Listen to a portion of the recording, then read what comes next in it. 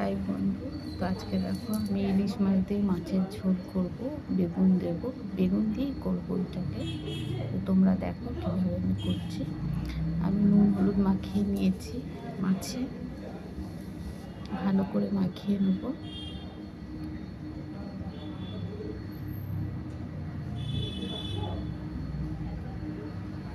আমি কড়াটা বসিয়ে দিয়েছি, তেলটা বেশ গরম হয়ে গেছে। এবার মাছটা ছেড়ে দেবো। মাছটা হালকা হালকা করে ভাজবো, বেশি কড়া ভাজবো না।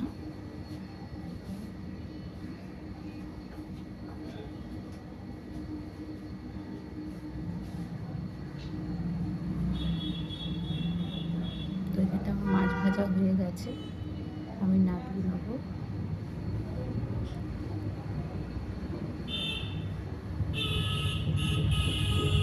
এখানটা একটু আমার হাত থেকে ফোনটা একটু এদিক ওদিক হয়ে গেছিলো, তাই ক্যামেরার জন্য ঠিক তোলা হয়নি।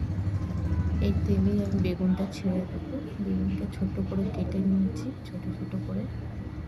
আর বেগুনটাকে একটু ভেজে নেব এপার ওপর করে।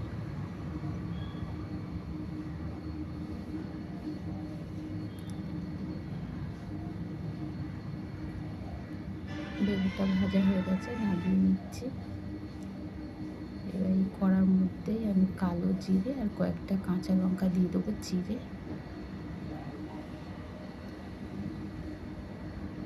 কাঁচা লঙ্কাগুলোকেও দিয়ে দেবো।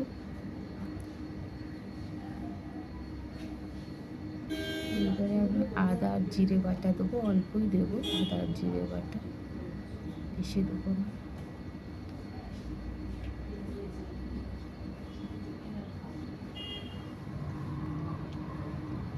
এটাকে একটুখানি ভেজে নেবো।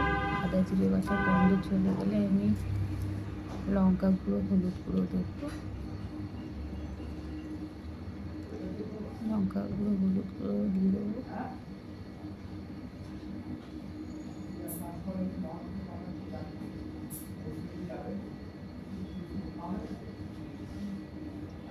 ভালো করে কষে নেবো এটাকে আমি।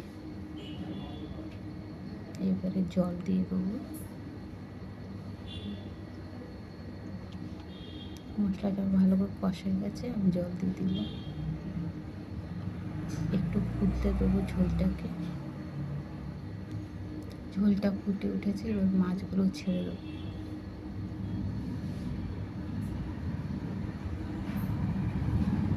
এর সাথে বেগুনগুলো ছেড়ে দেবো, যেহেতু আমার বেগুন গলেই গেছে ভাজতে ভাজতে।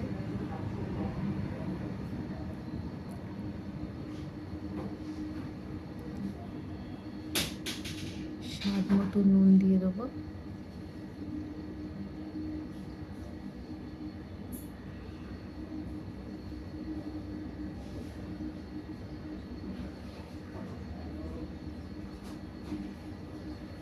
তো এইখানটা আমার বেগুন আর মাছের রেসিপি তৈরি হয়ে গেছে।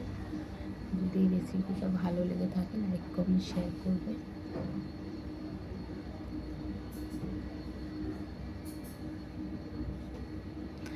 আরও একটা চচ্চড়ি আছে, সেটা তোমাদের সঙ্গে আর শেয়ার হলো না, তাই এমনি দেখিয়ে দিলাম।